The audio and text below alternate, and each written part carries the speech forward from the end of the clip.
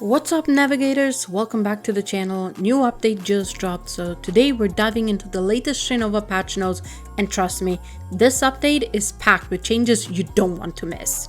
From fresh new superstring Cielle and a ton of balance adjustments, we're breaking it all down, so stick with me. Let's get started. New superstring Cielle. I hope that's how you pronounce her name. She's a duelist from Albino. Cielle excels at close-range frontal assaults. So her active skill is a mobile shield. Her passive skill, auto chamber. After briefly holstering your weapon, it automatically reloads. Additionally, immediately after using a charge or manually detonating your shield, you can switch to your weapon quickly.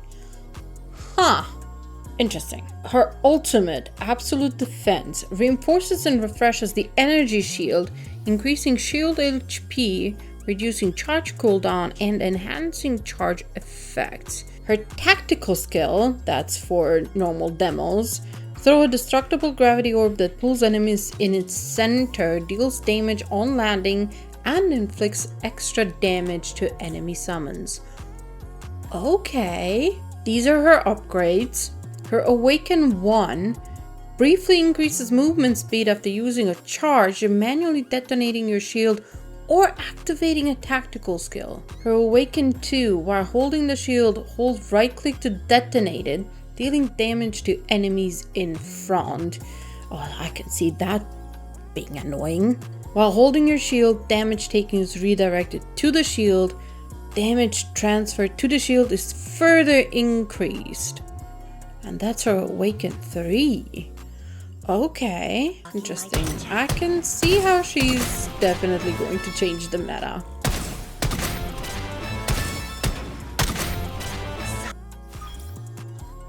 Hey, aim for the shield, not me! Map updates, festive map skins. So they're doing the same thing what they did for the Christmas and New Year's on Windy Town. But they're doing it now for the Spring Blessings. Okay. And the changes are for two maps, Area 88 and Snowwell District. For gameplay updates, Crystal Clash. Upgraded Crystal Clash mode is officially here. This upgrade not only adjusts the gameplay, but also introduces exciting new mechanics, offering navigators a richer and more dynamic mining experience. Crystal Clash evolves the former 7v7 scramble into a 3-way 5v5v5 contest. Oh, so it's not two teams against each other, it's now 3 teams. A brand new Crystal Overload mechanic has been added, filling the mining process with surprises and unpredictability.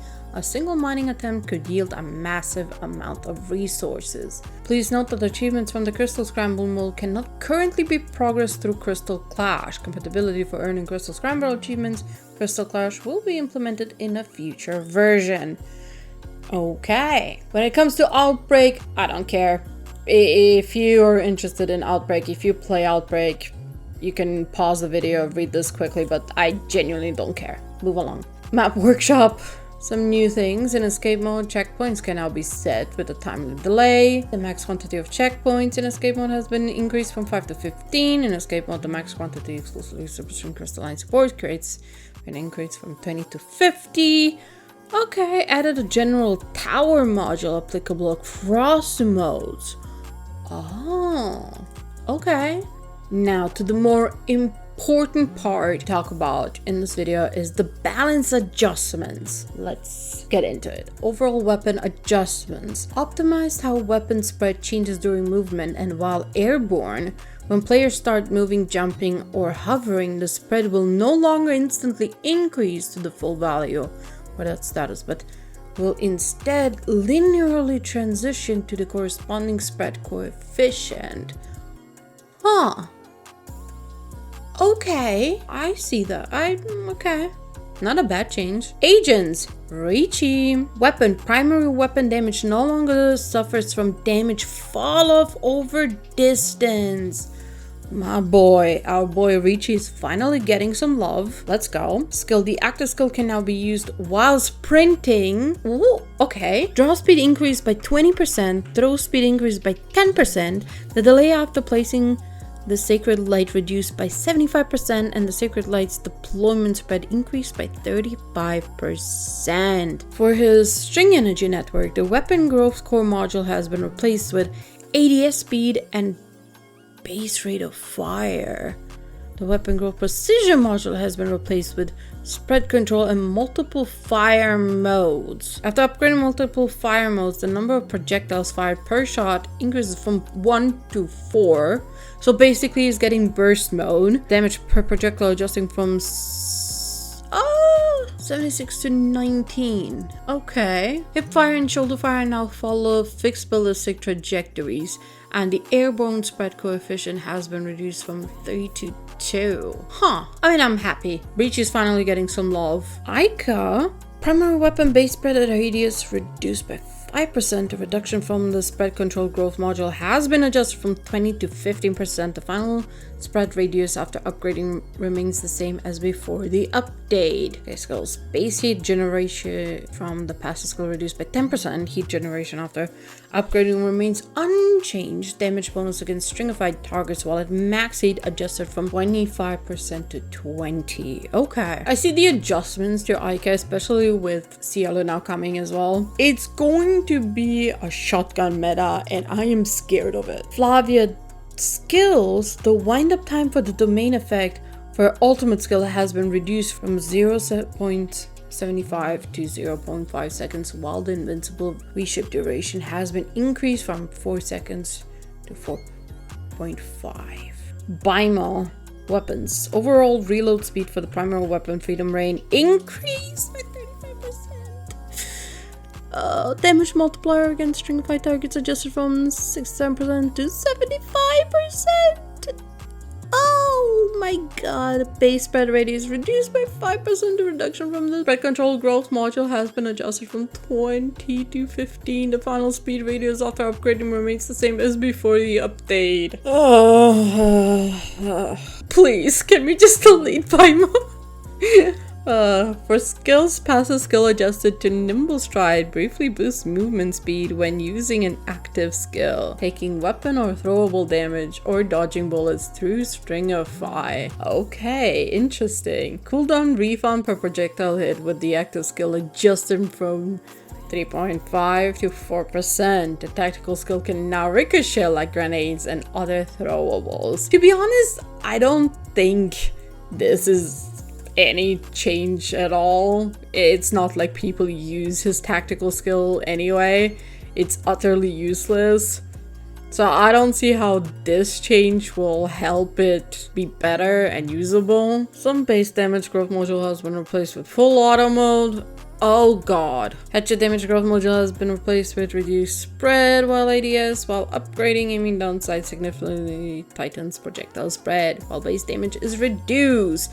Effective range has increased and headshot damage is boosted. Awaken 1 adjusted to tempo shift. After using an active skill, armor gradually restores without interruption from taking damage. Awaken 2. Vision obscuring targeting range increased from 5 meters to 5.5 meters.